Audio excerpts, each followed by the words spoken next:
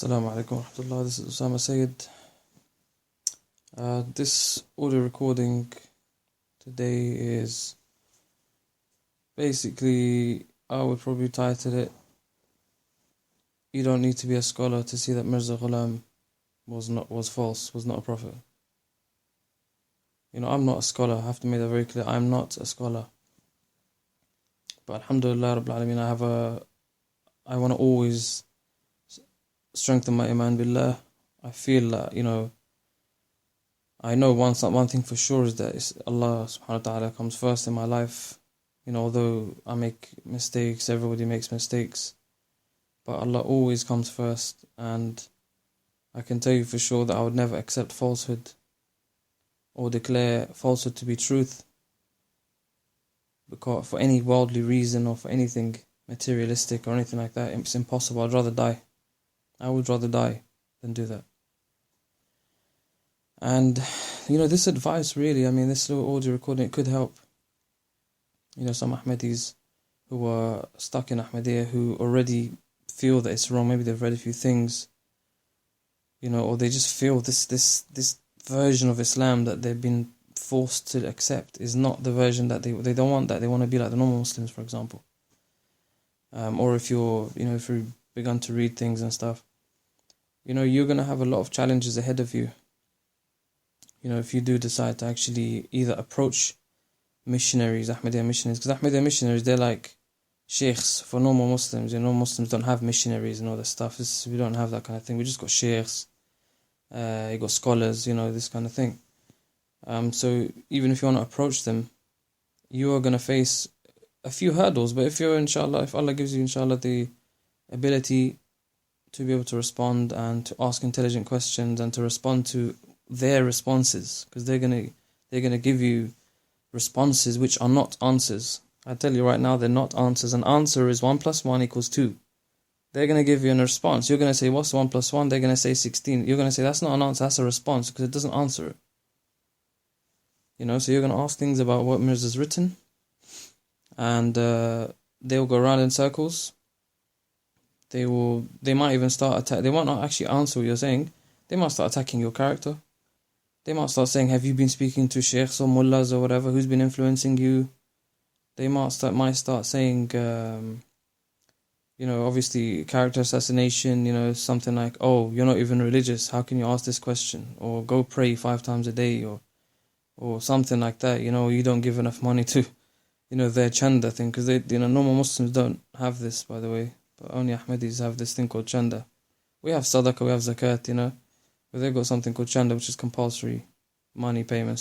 I think it's 6.25%, I believe, or is it 1/16? I think it is. I think it's the same thing. But you will have to face hurdles, and I strongly advise you to print out the things from Mirza Ghulam's books, the relevant, the pertinent pages, and obviously highlight the pertinent passages as well. Now we have them on our website. We have quite a few at the moment, and we're constantly uploading, alhamdulillah. Obviously we're all busy, we all have work and things like that to do, so we're not just sitting here 24 hours a day doing it. But you can print them off, from our website as well.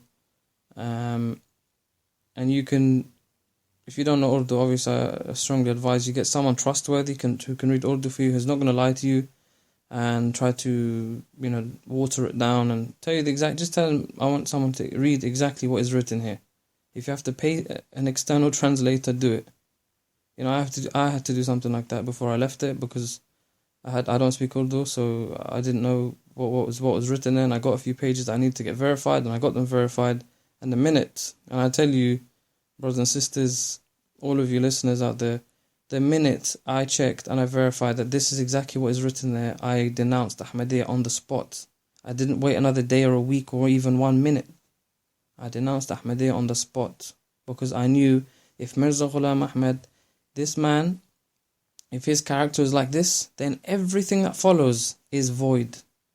Everything, all his teachings, all his little points about Jesus being dead, which he is not even the first person who said that. Sir Sayyid Ahmad Khan said that in the early 19th century in India, by the way, before Mirza Ghulam ever said it. All these little points, they're void. You can't build a house without a solid foundation. Mirza Ghulam's character is the foundation, and it's shaky, it's crumbling, it's not even a foundation, it's non-existent. So you'll find yourself in a situation, with these missionaries, for example, or any of their so-called scholars.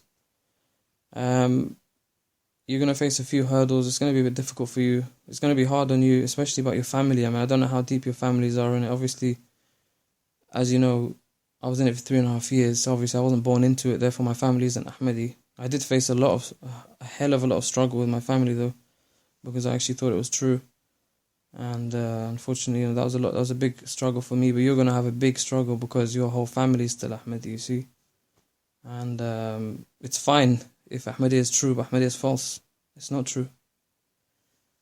So it's going to be a little bit difficult, quite difficult for you. But have faith in Allah. If you have strong faith in Allah, even if some people, they're not extremely religious, but they have a strong bond with God kind of thing, And those people, it could just happen overnight. Suddenly they just become religious because they've always had goodness in them. And, as I was saying, it's not essential for you to be so knowledgeable in Islam. It's not essential for you to know all these hadith and know all these surahs off by heart and know Arabic and know deep Arabic, Quranic level Arabic, understanding all the words properly and this kind of thing. That's not essential. Because the things that you will see, they are common sense things. Like, Mirza Ghulam, the number of things, the number of times he keeps on, kissing up to the British colonialists. I mean, what kind of man of God, not even a prophet, what kind of man of God would do that? Telling him he'll sacrifice his wealth and his life and his wealth for them.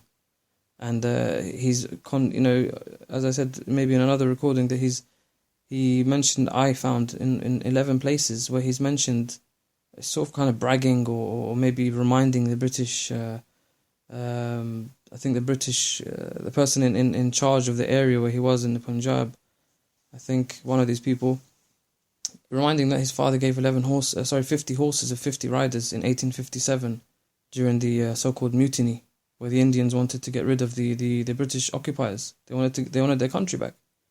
And Mirza Ghulam's father gave 50 riders and 50 horses in favour of the British to fight against the Indians, their own people. Anyway, this is just another thing. You'll find so many failed prophecies, by the way. And the Ahmadi missionaries are going to try to say to you, no, this person reversed the prophecy, that's why it didn't work, and all this kind of thing. For example, Abdullah Atom prophecy, they'll try their best on that one. Mirza Ghulam lost it. The whole Muhammadi Begum thing, they do their best to try and turn around and tell you all sorts of other nonsense. The prophecy was that he would marry her, and he even said himself widow or a virgin. He never married her, ever. Until he died, he still never married her. So that's just one thing again.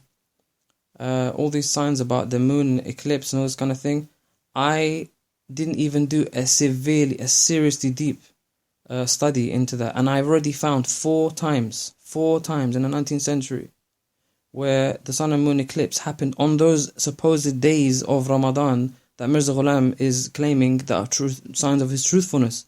The signs that he claims are miracles, that happened. From my research, I didn't even spend many hours. I found 4 times just in the 19th century. So how is that a miracle if it's happened already 4 times? So for instance, this is all stuff that will show you that it's not, all signs that the Ahmadiyya organization says these are heavenly signs and this is Allah proving His truth and all this. That is all falsehood. It's all falsehood.